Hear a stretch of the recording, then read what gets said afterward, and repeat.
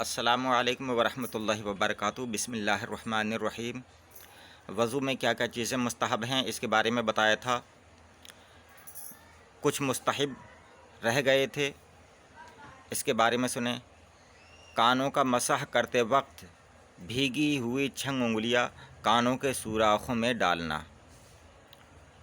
जो वज़ू कामिल तौर पर करता हो, कोई जगह बाकी ना रह जाती हो, यानी अच्छी तरह से वज़ू करता हो खूब एहतियात से, उसके लिए यह है कि कों, टखनों, एड़ियों, तलवों, पंजों, कोंचों, घाइयों, कोहनियों का ख़ास तौर से ख्याल रखा जाए।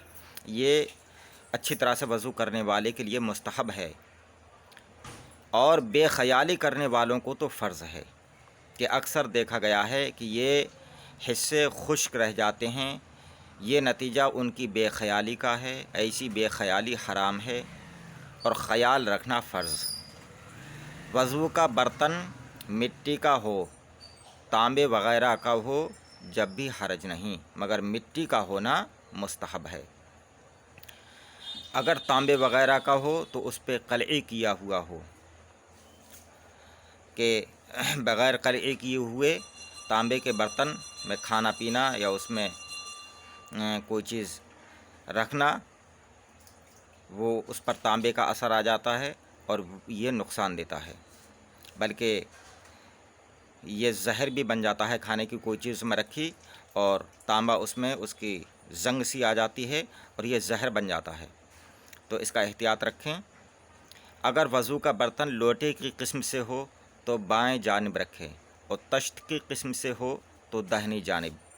आफ़ताबा में दस्ता लगा हो तो दस्ता को 3 बार धो लें और हाथ उसके दस्ता पर रखें, उसके मुंह पर ना रखें। दाहिने हाथ से कुल्ली करना और दाहिने हाथ से ही नाक में पानी डालना, लेकिन नाक साफ़ करने में बाएं हाथ इस्तेमाल करेंगे।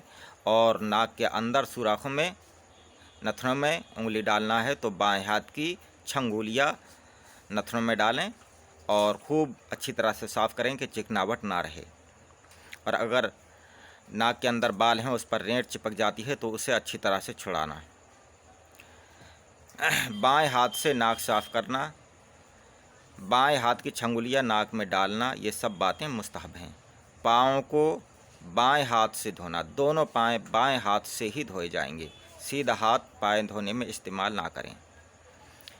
माथे के सिरे पर ऐसा फैलाकर पानी डालना कि ऊपर का भी कुछ हिस्सा धुल जाए, और तमाम जो हिस्से धोए जाते हैं उनमें सब में ये ख्याल रखें कि कोहनियों समेत हाथ धोना है तो कोहनियों से थोड़ी ऊपर तक धोएं। इसी तरह से गट्टों समेत पैर धोना है तो थोड़े ऊपर तक धोएं।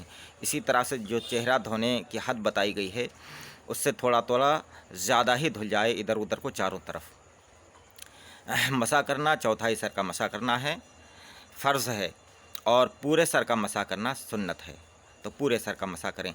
मसा का मतलब है भीगा हुआ हाथ उस जगह पर फेरना, सर पर भीगा हुआ हाथ फेरना, इसको मसाह कहते हैं। इसी तरह से अगर कहीं पट्टी बंधी हुई है या उस पर पानी डालना नुकसान देगा तो वहाँ पर मसे का हुक्म होता है, तो वहाँ भी यही हुक्म है कि भीगा हुआ हाथ उस पर फेरना, ये मसा होता है।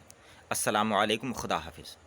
आप हमारे चैनल को सब्सक्राइब कर लें और दूसरों से भी सब्सक्राइब करने के लिए कहें।